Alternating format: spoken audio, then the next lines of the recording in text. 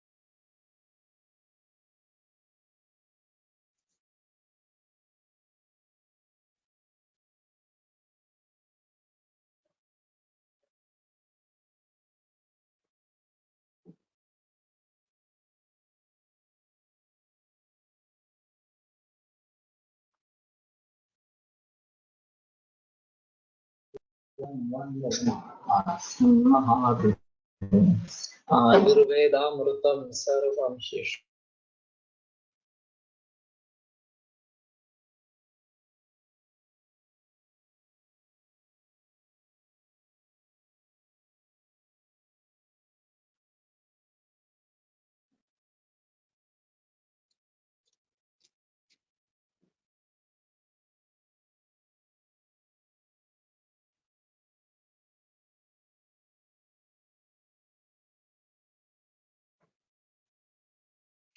वेदजगद्गुरुम् आयुर्वेदामृतं सर्वं शिष्येभ्यो यः प्रदत्तवान् आयुर्वेदामृतं सर्वं गृहीत्वा हि सुरेश्वरात् अग्निवेशादिकेभ्यो यत् प्रेच्छति सत्तमः प्रथमं तन्त्रकर्तारम् अग्निवेशं नमाम्यहम्।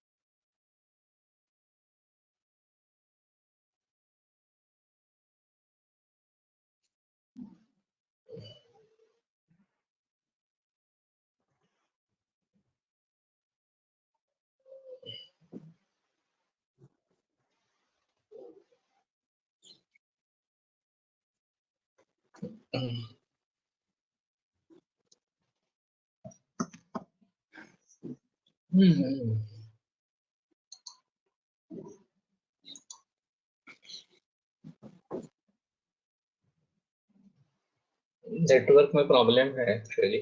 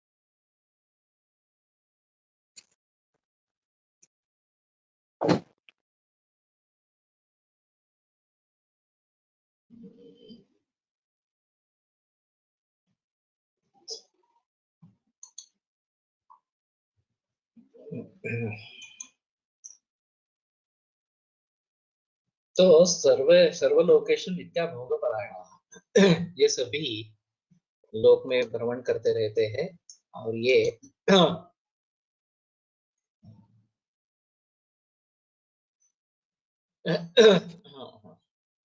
भोगपरायण इस प्रकार के हैं। तो ये सभी रस सिद्ध इस प्रकार के हैं। सप्तविंशति संख्या का रस सिद्ध प्रदायकः वैद्यः पूजा प्रयत्नेन तत् कुर्यात् रसार्चना। तो ये जो सभी लोग हैं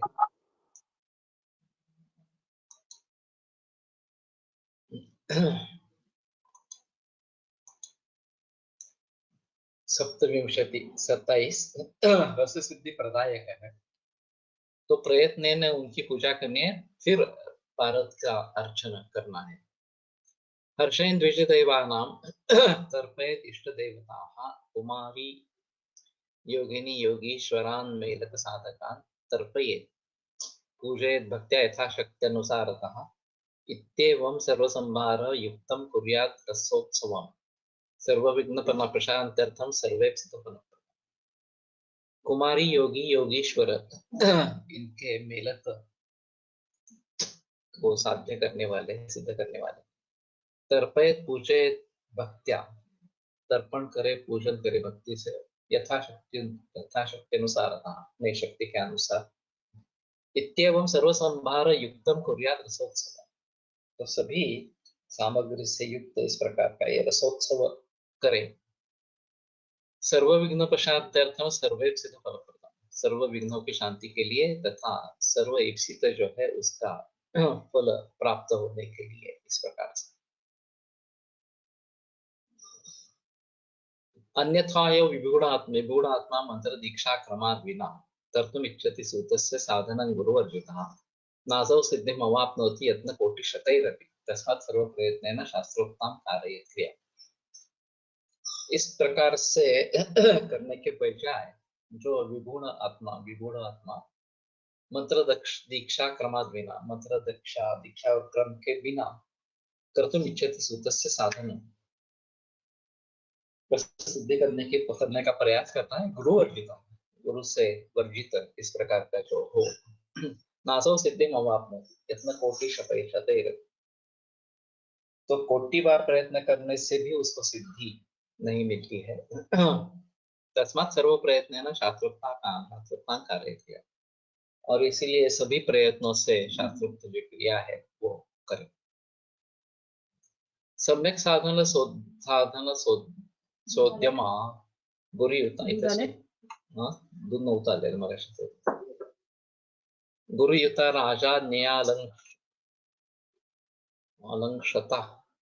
नाना कर्म परान्मुखा रम पराद्याढ्याजनैश्चार्थिता मात्रा यंत्र सुपाक कर्म कुशला सर्वौषधे कोविदास्तेषां सिद्ध्यति नान्यथा विधि बलात् श्रीपारदः पारदः। सम्यक साधनसोद्यम गुरुयुता राजा न्यालंकृता।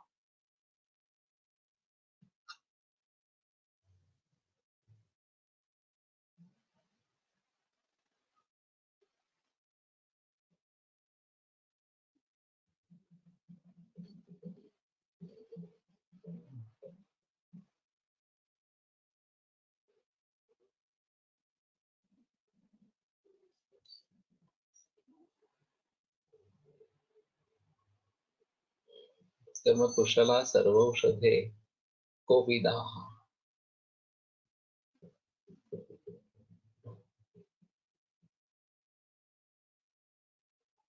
मुझे लगा था कि ये एक वचन है कुशला वगैरह, लेकिन शायद ये दिखता है कि ये बहुवचन है। कोविदाः निपुण इस प्रकार से, सर्वौषधे कोविदाः, जो सभी प्रकार के औषधों में कुशल इस प्रकार के है। तेषां सिद्ध्यति, उनके लिए सिद्ध होता है। नान्यथा विधि बलात् श्रीपारदः पारदः, विधि के बल से श्री पारद, पारद तो पार देने वाला, दूसरे ओर पहुंचाने वाला, इस प्रकार का जो पारद, श्री पारद, वो उनके लिए सिद्ध होता है। अभी पहले जो है वो सभी उसको विदा, कोविद के विशेषण है। सम्यक साधन सोद्यमा, तो सम्यक साधन से इसमें जिनमें उद्यम इस प्रकार का है, कार्य करने की इच्छा है, गुरुयुता, गुरु से युक्त, राजा न्यायालंक्षता, श है, राजाज्ञा से जिनको आलक्षण मिल गया है। पारद पार जरणादि भयार्थानाम आश्रय इत्यतः तथोक्तः। सम्यक यथाशास्त्र साधनानि बिडादि उपायाः येषान्ते तथा उद्यमने सवर्तमाना सोद्यमाः सम्यक साधना ये सोद्यमाश्च सम्यक साधन सोद्यमा बिडादि साधनवन्तः उद्यमशीलाश्च राजाज्ञा प्राप्य अलंकृता भूषिता। वहाँ अलंकृत शब्द है, तो ये तो मुझे मालूम नहीं है, मुझे भी लगा कि ये अलंकृत होगा। राजाज्ञा से जिनको अलंकृत किया गया है, इस प्रकार से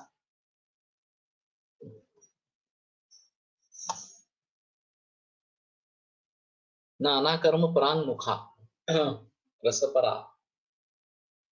तो बाकी सर्व कर्मों से मुक्त होकर या उनसे परांगमुख होकर केवल रस के ही पीछे जो पड़े हैं, इस प्रकार से। तो ये एक अहम मुद्दा इस प्रकार का रहेगा कि बाकी सब चीजें छोड़कर ये इसमें लगे रहना, इस प्रकार का चाहिए। ये पुणे में राजा केळकर म्यूजियम है, पुराने वस्तुओं का। तो जो राजा दिनकर केळकर करके जो थे, वो इसी प्रकार से इसके संग्रह में इतने जुड़ गए थे कि उनका बेटा सीरियस था और वो उसके लिए समय नहीं दे पाए, और उसकी मौत हो गई। उसका नाम राजा था, इसलिए दिनकर केळकर ने राजा दिनकर केळकर म्यूजियम, इस प्रकार का उस म्यूजियम को नाम दिया।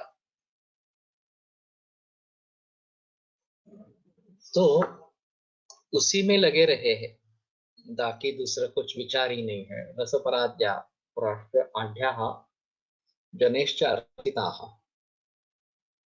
श्रीमान हो और लोगों से जिनको प्रार्थना की जाती है, इस प्रकार मात्रा यंत्र सुपाक कर्म कुशला, मात्रा यंत्र सुपाक इस प्रकार के कर्मों में कुशल, सर्वौषधे कोविदाः, और सभी औषधियां बनाने में जो निष्णात निपुण इस प्रकार के, तेषां सिद्ध्यति श्री पारदः पारदः। तो श्री पारद जो इस भवलोक से हमें मुक्ति दिलवाता है, वो सिद्ध होता है उनके लिए, बाकी लोगों के लिए सिद्ध नहीं होता। इस प्रकार से रसशास्त्रं प्रदातव्यं विप्राणां धर्म हेतवे, राज्ञे वैश्याय वृद्ध्यर्थम दास्यार्थम इतरस्य च। तो धर्म के कारण रसशास्त्र ब्राह्मणों को दिया जाना चाहिए। विप्राणाम ये षष्ठी आ गई है, वास्तव में इसको देना है, उसकी चतुर्थी होती है, तो विप्राय पाठ अच्छा रहेगा। राज्ञे वैश्याय चतुर्थी की गई है।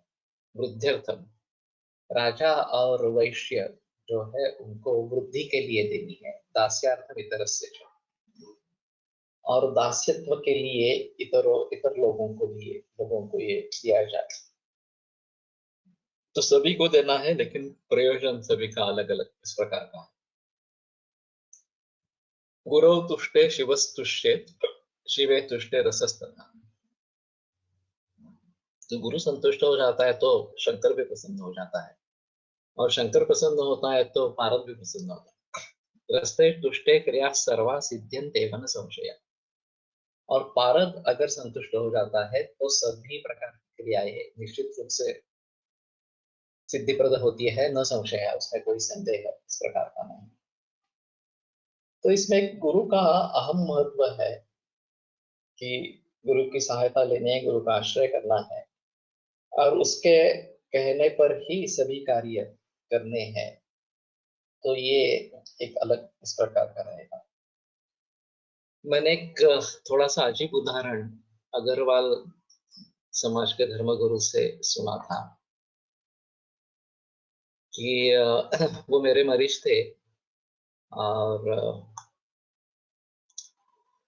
उन्होंने एक वैद्य का उदाहरण बताया था कि किसी वैद्य को तो उन्होंने बताया कि ये औषध तैयार करना है, इसमें इतने इतने द्रव्यों का काढ़ा करना है,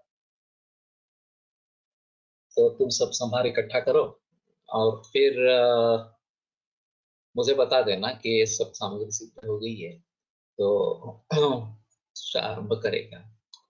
शिष्य ने कहा हाँ। और फिर उसने सभी सामग्री इकट्ठा की। गुरु ने फिर से पूछा कि हाँ तुम्हें सब मिल गया है ना, सब इकट्ठा किया है ना? तो हाँ।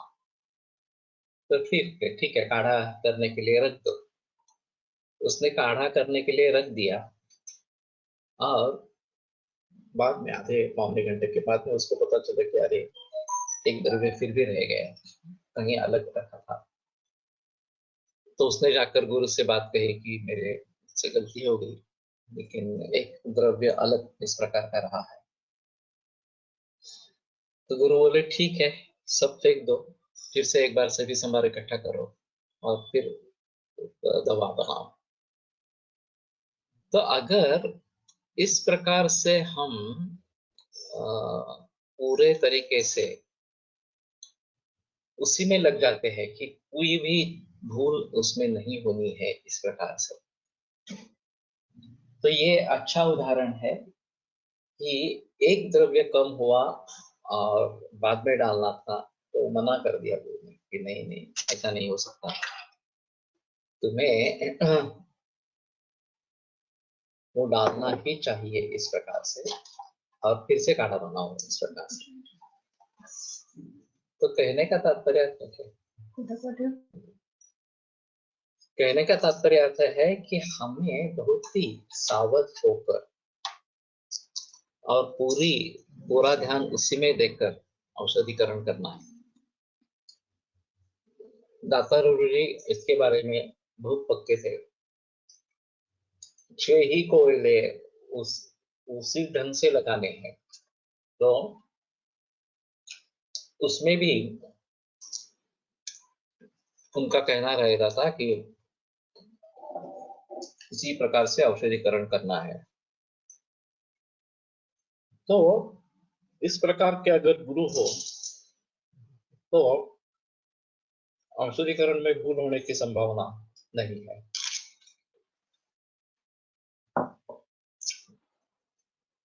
अब उन्हीं का एक दूसरा उदाहरण है कि किसी उनके छात्र ने गर्भिणी को महामृत्युंजय दे दिया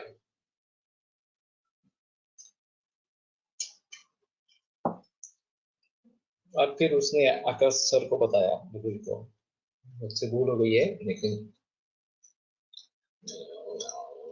ऐसा हो गया है।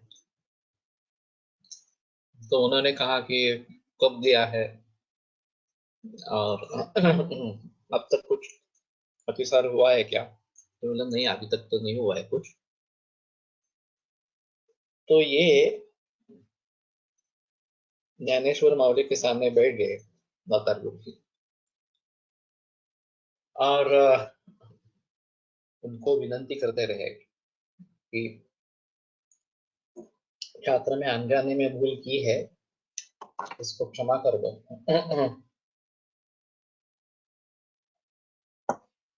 और उस गर्भिणी को कुछ नहीं होना चाहिए, वो सही सलामत रहे। और जब तक उनको संदेशा नहीं आया कि वो ठीक है, उसको कुछ भी नहीं हुआ, आपके साथ नहीं हुआ, तब तक वो माऊली के सामने बैठे रहे।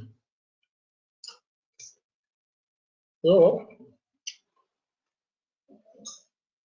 इस प्रकार के अगर गुरु हो तो भूल होने की संभावना नहीं रहेगी। और अगर भूल होती भी है तो भी गुरु समझ लेते हैं। तो इन सभी के बारे में सोचना है, गुरु तुष्ट होना चाहिए। वो संतुष्ट रहेगा तो शंकर संतुष्ट रहेंगे, तो शंकर संतुष्ट रहेंगे तो पारद संतुष्ट रहेगा, तो पारद संतुष्ट रहेगा तो सभी क्रियाओं की सिद्धि इस प्रकार की होगी। तो ये काफी महत्वपूर्ण श्लोक है कि गुरु की प्रशंसा क्यों की जाती है। रसविद्या दृढ़ा गोप्या मातुर गुह्यमिव ध्रुवम भवेद् वीर्यवती गुप्ता निर्वीर्या च प्रकाशना न रोग विदितं कार्यं बहुभिर्विदितं तथा रोगिणा बहुभिर्ज्ञातं भवेन् निर्वीर्यम् औषधम्। ये भी एक अहम मुद्दा है। और रसशास्त्र कितना गुह्यतम क्यों रखा गया है, इसका उत्तर इसमें मिलता है कि इसको गुप्त ही रखना चाहिए। दृढ़ा गोप्या मातुर गुह्यमिव ध्रुवम, जैसे कि माता ने कोई बात बताई हो जो गुप्त रखनी है, तो उसी प्रकार से ये ध्रुवम गोप्य इस प्रकार का ही रहेगा। भवेद वीर्यवती गुप्ता, अगर उसको भली भांति गोपनीय रखते हैं, किसी को बताते नहीं है, तो वीर्यवती है। निर्वीर्याच प्रकाशना, अगर आप प्रकट करते हैं तो निर्वीर्य इस प्रकार की हो जाती है। न रोग विदितम कार्यम बहुत स्वामी के क्या हो गया। न रोगी विदितम कार्यम, रोगी को कुछ भी समझना नहीं चाहिए। बहुवीर विदितम तथा, और बहुत सारे लोगों को जो मालूम है वो भी नहीं करना है। रोगिणा बहुवीर ज्ञातम भवेत् निर्वीर्यम् औषधम्, बहुत सारे रोगियों को अगर पता चलता है तो औषध निर्वीर्य इस प्रकार का हो जाता है। तो ये गोपनीय इस प्रकार का है, विद्या ही गोपनीय इस प्रकार की है। और वास्तव में ऐसा रहता है कि इसी के कारण इसका ह्रास भी हो गया। अशिष्य है न देयम, ये काफी बार आता है कि जो अच्छा शिष्य नहीं हो उसको नहीं देना है, क्योंकि शास्त्र ज्योतिष प्रकार नहीं, शस्त्रम शास्त्राणि सलिलम गुणदोष प्रवृत्ते पात्रापेक्षी। शस्त्र शास्त्र और सलील पानी, ये उनके गुणदोषों के लिए पात्रापेक्षी है। जिस पात्र में वो रहेंगे उसके अनुसार उनके गुणकर्म दिखाई देंगे। तो अशिष्य को ये नहीं देना है, जो अच्छा शिष्य नहीं है उसको नहीं देना है इस प्रकार से। लेकिन गोपनीय रखना है, किसी को भी बताना नहीं है, ये भी नहीं। वास्तव में ऐसा है कि अच्छे शिष्य को देना है, पहले जो रेफरेंसेस आए हैं उसके अनुसार अच्छे शिष्यों को देना है। लेकिन ऐसा होता है कि कई बार उनको कोई भी शिष्य अच्छा नहीं लगता, और फिर उन्हीं के साथ उनका जो नैपुण्य है, कौशल्य है, वो निकल जाता है। पुणे में कुड़तरकर शास्त्री ऐसे थे कि रेड्डी, ज्वेकर वगैरह बहुत सारे लोगों ने काफी प्रयास किए उनसे विद्या हासिल करने के लिए। उनका जो अभ्रक भस्म था, उनका जो स्वर्ण भस्म था, वो अनूठा था, उसके काफी अच्छे रिजल्ट्स इस प्रकार के। लेकिन हाँ, उन्होंने किसी को भी नहीं बताया, अपने बेटे को भी नहीं बताया, और उन्हीं के साथ वो विद्या चली गई। उसी प्रकार से यहाँ पुणे में दूसरे एक वैद्य थे, हरिशस्त्री सामनी करके, उन्होंने गंधक धृति का फॉर्मूला बनाया, और बहुत सारे लोगों ने उसके आश्चर्यजनक परिणाम देखे। लेकिन उन्होंने भी अपने बेटे को भी नहीं दिया बताया, तो बाकी लोगों की बात ही छोड़ो। उन्हीं के साथ गंधक चतुर्थी चली गई। भाग्यवती ने काफी प्रयास करके गंधक चतुर्थी प्रचलन में लाई, अभी भी अवेलेबल है गंधक चतुर्थी, लेकिन वो हरिशास्त्री साने की जो गंधक चतुर्थी थी वो आश्चर्यजनक थी और उसके अद्भुत परिणाम उस प्रकार उस समय में निकल आए थे। तो कहने का तात्पर्य अर्थ ये है कि ये काफी मुश्किल इस प्रकार का मामला है, और इस प्रकार से अगर हमें अच्छी तरीके से दवाइयों के बारे में ज्ञात नहीं होता, इस प्रकार से कोई बताता ही नहीं इस तरीके से, तो मुश्किल होगी। कोलटकर सर ने पहली बार ऐसे किया कि सभी दवाइयां जो भी प्रयोग में ला रहे हैं वो सभी के सामने है, छात्रों के सामने खास करके, कोई गुप्तता नहीं, कोई कोडवर्ड्स वगैरह इस प्रकार के नहीं। तो जिसको जो समझना है वो समझे। ज्यादा से ज्यादा क्या करेंगे कि जरा कठिन पर्याय रखेंगे, चंदन को श्रीखंड कहेंगे और वासा को अटरूष कहेंगे। तो अगर समझदार व्यक्ति है, विद्यार्थी है, तो समझ लेगा कि ये वासा है इस प्रकार से। लेकिन ओपन सिस्टम है इस प्रकार से। अब इनका जो कहना है कि इस प्रकार से बताने से विद्या निर्वीर्य इस प्रकार के हो जाता है, औषध निर्वीर्य हो जाता है, और गुप्त रखने से वीर्यवती इस प्रकार की होती है ये बेशक जो है वो। तो उसके बारे में अलगता से सोचना पड़ेगा। अशिष्याय न देयम, ये बात सही है, इसमें कोई संदेह इस प्रकार का नहीं है। तो अपने हमें अपने को उतना काबिल बनाना है कि गुरु खुद आकर हम पर कृपा दृष्टि करे और सिखाए। जनरली अध्यात्म में ऐसा होता है कि आपकी तरफ की उतनी हो जाती है तो गुरु आपको मिल जाता है, वो खुद ढूंढ के आता है, ढूंढते हुए आता है। तो अगर हम हमारा पूरा आयुष इसमें समर्पित करते हैं तो ये क्वाइट पॉसिबल इस प्रकार की स्थिति है। लेकिन शिष्य है तो देना चाहिए, अच्छा शिष्य है तो उसको देना चाहिए, मैं ऐसा नहीं मानता कि न दे। तो ये शिष्योपनय नाम छठा अध्याय समाप्त हो। तो सप्तमोऽध्यायः अथ रसशाला। रसशालां प्रकुर्वीत सर्वबाधा विवर्जिते सर्वौषधिमये देशे रम्ये कुपसमन्विते। तो सभी प्रकार से बाधाओं से विवर्जित इस प्रकार से सर्वौषधिमय देश है, सभी प्रकार की औषधियां जहाँ पे उपलब्ध है इस प्रकार के देश में, रम्य कूप समन्वित है, जहाँ नजदीक कुआं है इस प्रकार के रम्य देश में, यक्ष त्र्यक्ष सहस्राक्ष दिग्विभागे सुशोभने नानोपकरणोपेतां प्राकारेण सुशोभिताम्। यक्ष त्र्यक्ष सहस्राक्ष, त्र्यक्ष का मतलब शंकर है, सहस्राक्ष का मतलब इंद्र है। तो किस दिशा में कौन सी देवता होनी चाहिए, यक्ष त्र्यक्ष और सहस्राक्ष? एक बार देख लेते हैं। यक्षा कुबेर उदिच्चाधिपति, उत्तर दिशा में होना है। त्र्यक्ष ईशान, ईशान कोणपति, ईशान दिशा में ईशान ये रखना है, ईशान। सहस्राक्ष इंद्रा प्राच्याधिपति, तो पूर्व, ईशान्य और उत्तर इन दिशाओं में तेषां दिग् विभाग है। उत्तरस्याम ईशान्यां पूर्वस्यां वा दिशि पूर्वोत्तरस्यां दिशि वा।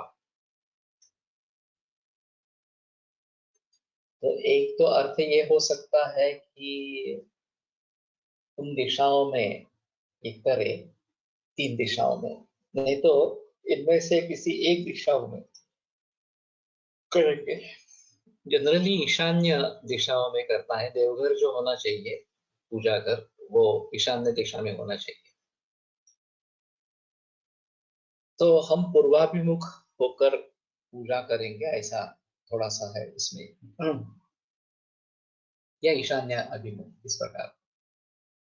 नानोपकरणोपेता, नाना उपकरणों से युक्त, प्राकारेण सुशोभिता, और बाजू में प्राकार, स्वभोताल में इस प्रकार से प्राकार होना चाहिए।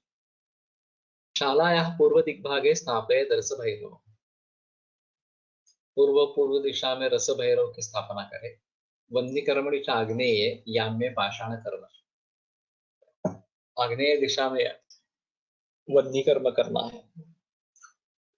तो अभी के जो वास्तुशास्त्र के बारे में बताते हैं उसमें कम से कम आग्नेय दिशा में महानस या स्वयंपाकघर होना चाहिए, अग्नि की स्थापना आग्नेय दिशा में होनी चाहिए, और ईशान्य दिशा में देवघर या पूजा घर होना चाहिए। इतना तो कम से कम करो। अभी फ्लैट सिस्टम में पता नहीं चलता, किसी भी दिशा में कुछ भी रखते हैं।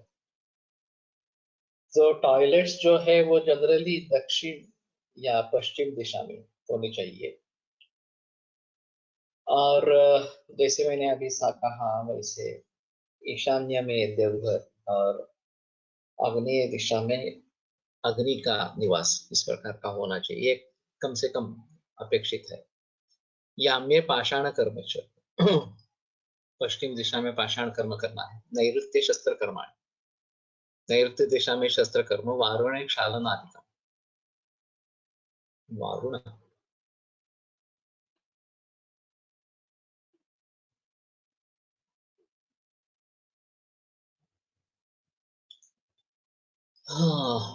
देखना चाहिए। शोषणम वायु कोणे च वैद कर्मोत्तरे तथा, स्थापनम सिद्ध वस्तूनां प्रकार प्रकुर्यात् ईश कोण के। तो वारुणे का कुछ मतलब है क्या, देखेंगे। तो यश का कुबेर है, धनाधिपति।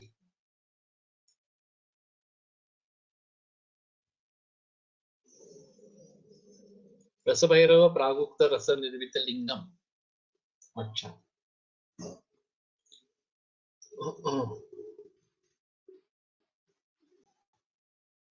वरुण संबंधिनी पश्चिमस्याम, तो पश्चिम दिशा में करना है। क्षालनादिकम कांजिकादिना धावनादिकर्म, शोषणम आर्द्रद्रव्याणाम आतपे शुष्कीकरण, वेदकर्म स्पर्श मात्रेण रसेन्द्रस्य सर्वद्रव्याणाम सवर्णादि प्रापण ही उपशक्त्याधान कर्म।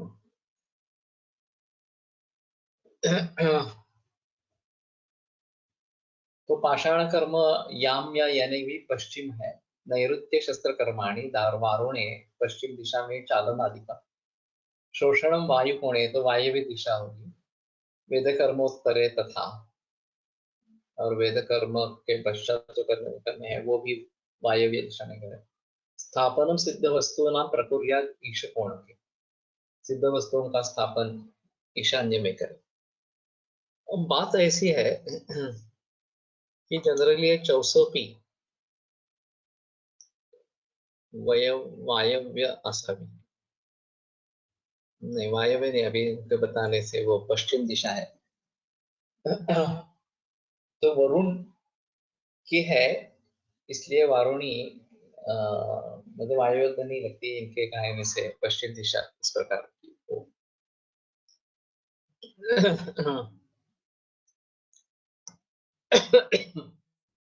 तो बीच का जो हिस्सा है वो ओपन टू स्काई होना चाहिए ब्रह्मा के लिए, इस प्रकार से। ये चौसोपी वाड़ा इस प्रकार का रहता था, बीच में खुली हवा रहती थी, या डायरेक्टली स्काई को ओपन इस प्रकार का रहता था, और चारों दिशाओं में इस प्रकार से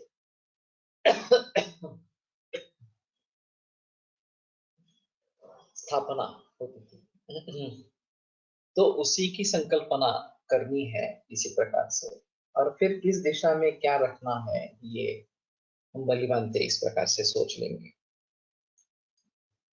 तो अभी वास्तुशास्त्र एक अहम मुद्दा इसमें है, और काफी लोग ये प्राचीन वास्तुशास्त्र के अनुसार अपने अपने घरों में परिवर्तन ला रहे हैं।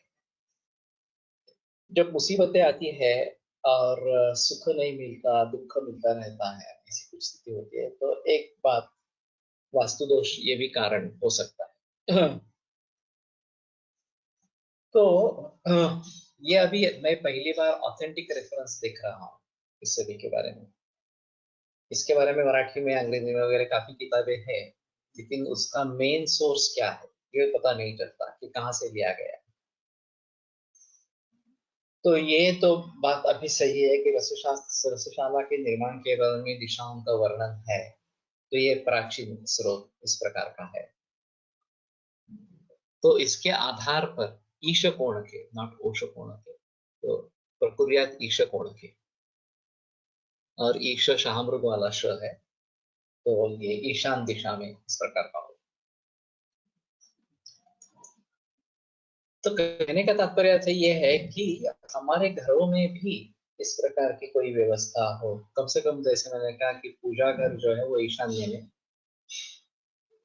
अग्नि गृह जो है वो आग्नेय दिशा में, ये कम से कम है, और टॉयलेट्स वगैरह जो है वो पश्चिम या दक्षिण दिशा में, और रहने का भी दक्षिण पश्चिम दिशा में इस प्रकार का होता है जनरली। और प्रागदक्षिण शिरा पादो अपूर्वाणु गुरुंधर, पूर्व या दक्षिण दिशा में मस्तक होना चाहिए।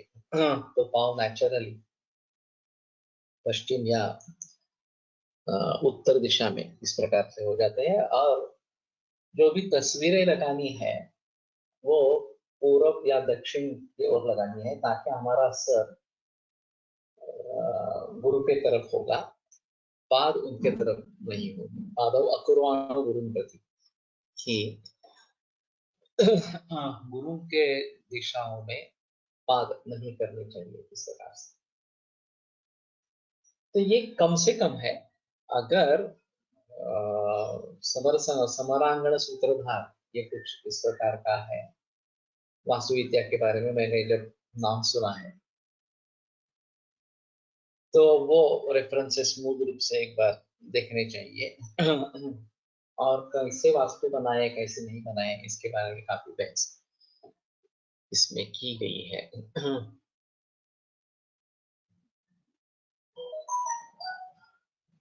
पदार्थ संग्रह कार्य रस साधन हेतु कहा सत्वपातन कोष्ठीं झरकोष्ठीं सुशोभना भूमिकोष्ठीं चलत्कोष्ठीं जलद्रोण्योप्यनेकशः भस्त्रिकायुगलं तत् वन्नलिके वंशलोहयोः। तो रस साधन हेतु का रस सिद्ध करने के लिए जो कारण कार्य में लाया जाने वाला है वो पदार्थ संग्रह कर लेना है। सत्वपातन कोष्ठीं च, सत्वपातन कोष्ठी और झरत कोष्ठीं सुशोभनाम। झरत कोष्ठीं क्या है मालूम नहीं।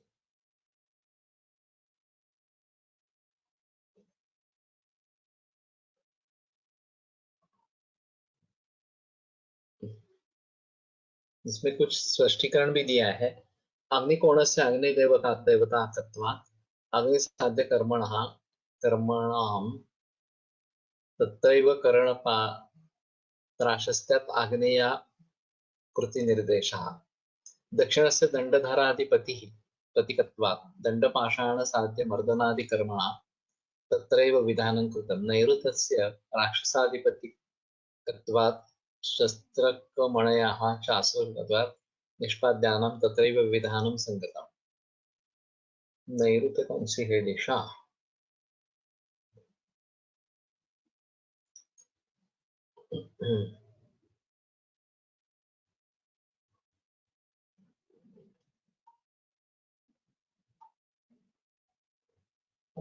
नैऋत्य शस्त्रकर्म डायरेक्ट है रेफरेंस।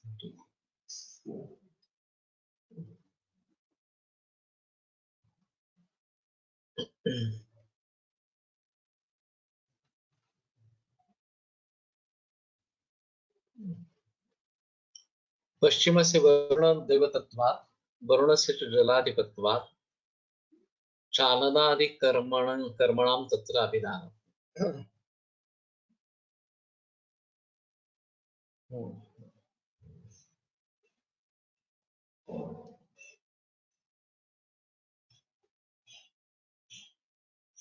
पानी भी वैसे पूर्व या ईशान्य दिशा में रखा जाता है और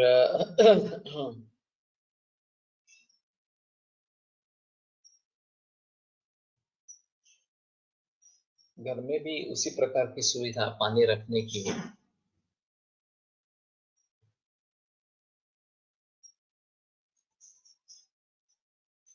वायुकोणस्य मरुद्देवतात्वात् मरुतश्च शोषकत्वात् शोषणादिकर्मणां तत्र संपादनं कर्तव्यम्। जो सुखाना वगैरह जो है वायव्य दिशा में होना चाहिए।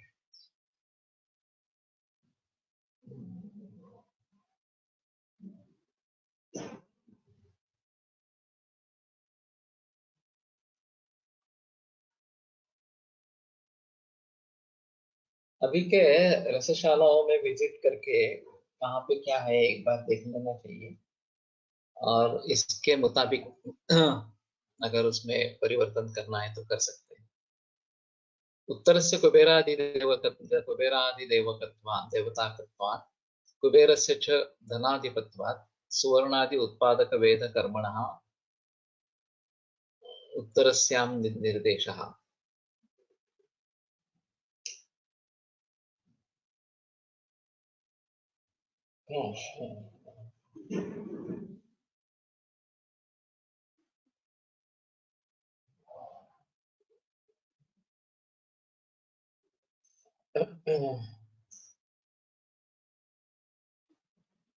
ठीक है, मैं एक बार घर के सभी चीजों के बारे में थोड़ा सोच सकते हैं। ईशानस्य ईशानापर नामक दैवत्वात् शिवस्य च शिवकरत्वात् शिवकराणां मारणादिसिद्धसरसादीनां तत्र स्थापनविधानम्।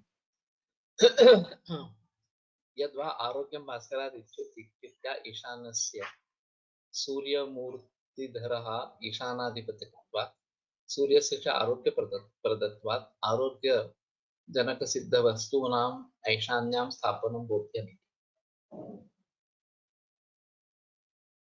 हाँ, हाँ, हाँ।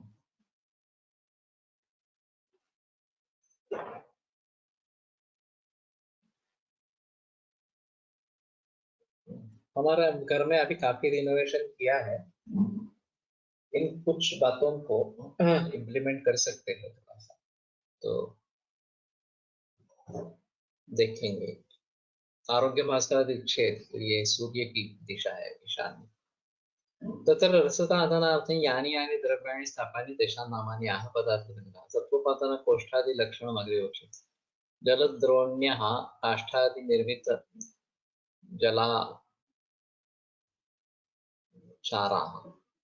भस्त्रिका चर्म प्रसेविका कर्मकाराणां चर्म निर्मित यंत्रविशेषः हापर इति भाषा नलिके इति वंशनिर्मितं लोहनिर्मितं च नलिकाद्वयम् स्वर्ण इति स्वर्णादिनिर्मिता कुण्ड्यः स्वल्पास्थाल्यः तथा चर्मकृता चर्मकाराणां करणानि साधनानि उपकरणभूतानि इत्यर्थः विचित्राणि विविधानि द्रव्याणि।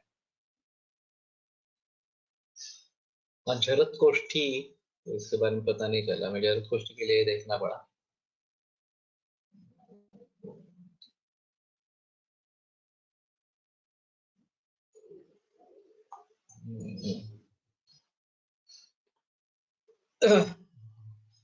भूमि कोष्ठी चलत कोष्ठी जलद्रोण्योऽपि अनेकशः भस्त्रिका युगलं तद्वन्नलिके वंशलोहयोः स्वर्णायो घोषशुल्बाश्म पुण्यश्चर्मकृता तथा स्वर्ण अयो घोष शुल्ब अश्म इन सभी के कुंड्य इस प्रकार के बनाने हैं।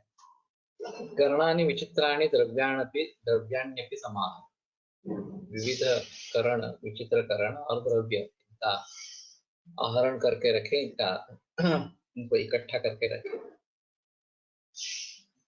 कंडनी पेषणी स्वल्पा द्रोणी रूपा चतुरूपाश्च वर्तुलाः आयसा तप्त कल्लाश्च मर्दकाश्च तथाविधा। कंडनी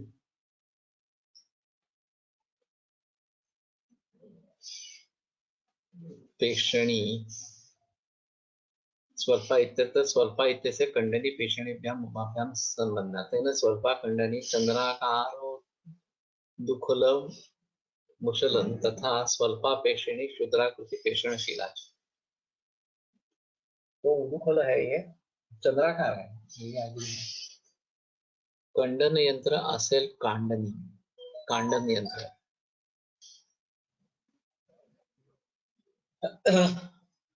मालूम नहीं।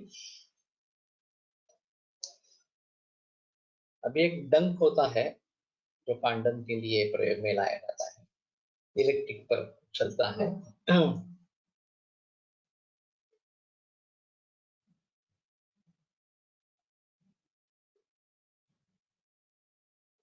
आयास्ता तप्त खल्लाश्च नर्दकाश्च तथाविधा। सूक्ष्म छिद्र सहस्राढ्या द्रव्यगालन हेतवे चालनी च कटत्राणि शलाका ही च कुंडली।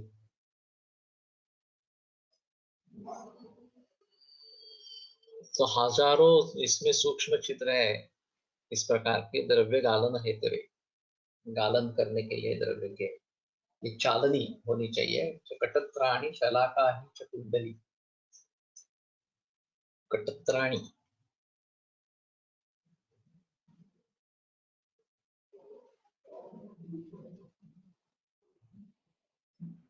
कटति इति कट वर्षणं तस्मात् त्रायते इति तानि यष्ट्यादि निवारणाय नानार्थम् आच्छादन विशेषाः। यद्वा कटम औषधं त्रायते इति तानि औषधाच्छादनार्थं द्रव्य विशेषाः। कटत्राणि कषायित चर्मखंडानि इत्यर्थः। तो ढकने के लिए कुछ चाहिए, जैसे अभी ये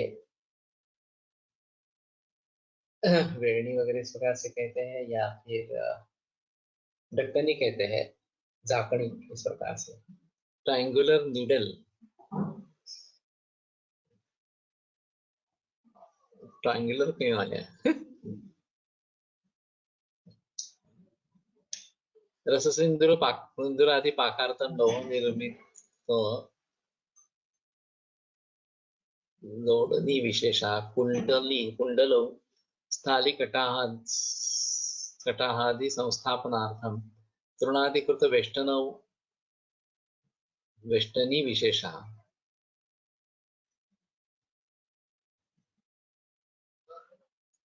चालनी त्रिविधा। चालनी च कटत्राणि शलाका ही च कुंडली। अभी जैसे सार्थ वाग्भट में गर्दे ने सभी छायाचित्र दिए हैं यंत्र शस्त्र के बारे में, उसी प्रकार रसशास्त्र के ग्रंथों में ये छायाचित्र होने चाहिए कि ये है इस प्रकार से। अभी सिद्धिनंदन मिश्र की किताब में ये है या नहीं है मुझे मालूम नहीं, लेकिन इसकी एक आवश्यकता इस प्रकार की रहेगी।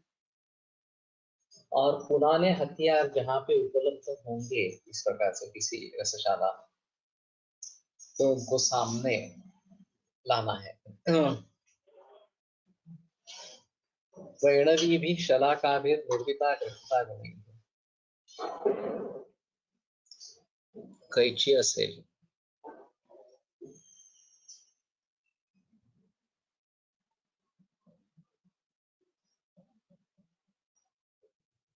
तो कटत्ता का मतलब झांकने के लिए इस प्रकार से तो उन्होंने बता दिया। कुंडली शलाका, वक्र शलाका इस प्रकार से।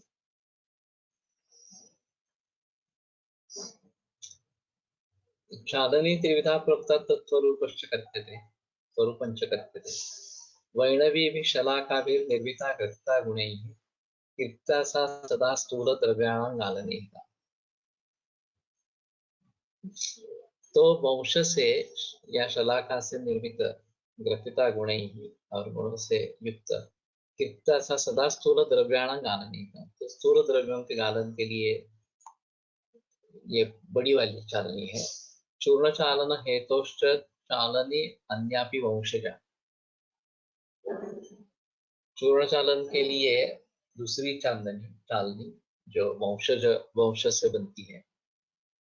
कर्णिकारस्य शाल्मल्या हरिजातस्य कंबया चतुरंगल विस्तार युक्तया निर्मिता शुभा कुंडल्य रत्न विस्तारा छागकर्माभिवेष्टिता वाजी बाला बरानानंद तला चालनिका अपरा या प्रचालनं कुर्यात् हर्तुम सूक्ष्मतरम रजः।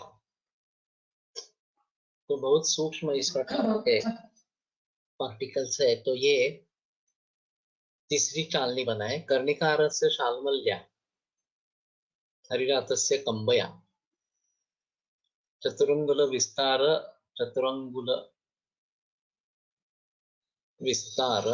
विक्तया निर्मिता शुभा। 4 ही अंगुल इतना ही विस्तार है। शाल्मली कर्णिकार और हरिरात कंब।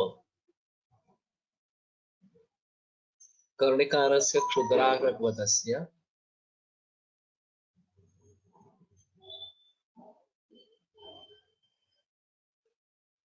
हरिजातस्य हरिवंश जातं तस्मिन् जातं यस्मात् तस्य वंशांकुरस्य कंबया वल्कलेन।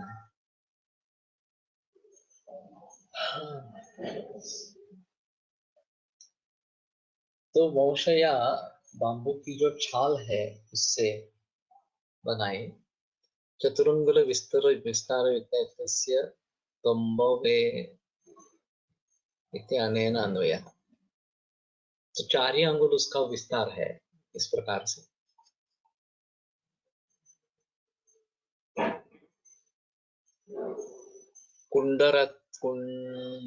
कुंडली अरत्नि विस्तारा छाग कर्माभिवेष्टिता। कुंडली अलग है, वो अरत्नि विस्तार छाग कर्माभिवेष्टिता और बकरे के चढ़ा से वेष्टिता। वाजी बालांबरानद्ध तला।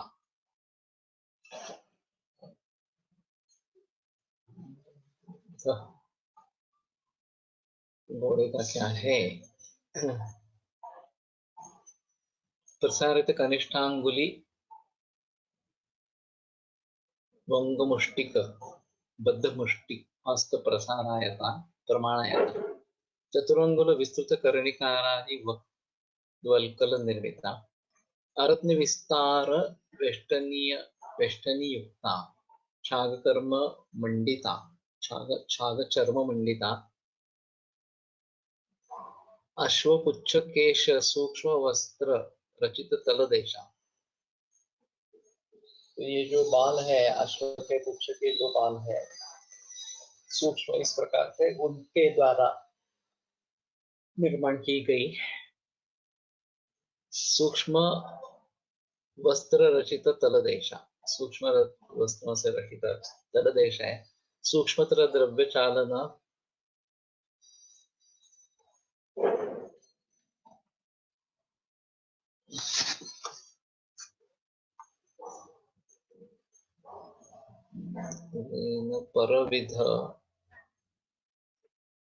परविधा चालनी इत्यर्थः।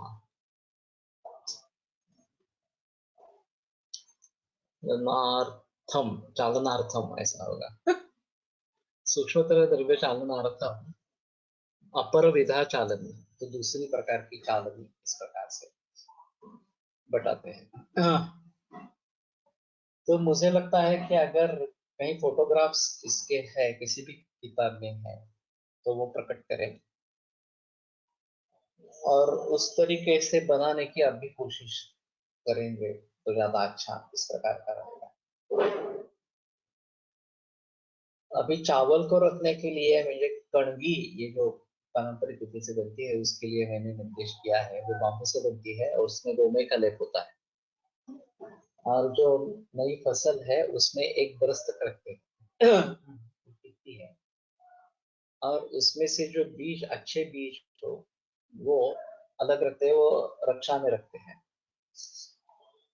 और फिर उनको अगले बरस में बोते हैं और ये एक बरस के बाद प्रयोग में लाने के लिए, उपयोग में लाने के लिए किए जाते हैं। तो कंगी उसको बोलते हैं। तो मैंने इस परंपरा को पुनरुज्जीवित करने के लिए अभी बताया है कि कुछ लोग हैं ये जानने वाले, इस प्रकार से बनाने वाले। तो उसी प्रकार से अगर पारंपरिक रूप से कोई कर रहे हैं तो उनसे ये सीख लेना है और फिर उसका प्रयोग शुरू करना है इस प्रकार से। ठीक है, आज रुकते हैं।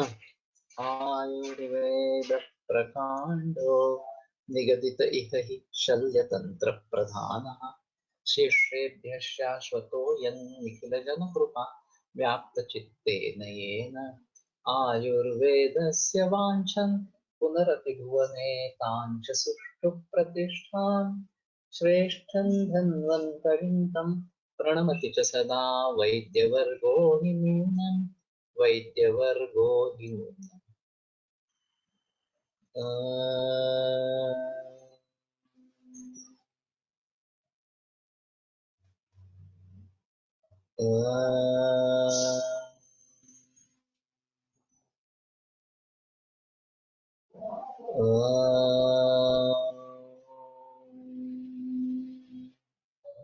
ओम शांति शांति शांति। शालमिली वगैरह की शाल को ये कर सकते हैं, चालनी बनाने कहा 4 अंगुल प्रमाण में सूक्ष्म रज के लिए, या मुझे भी लगता है। फिर भी अगर परंपरा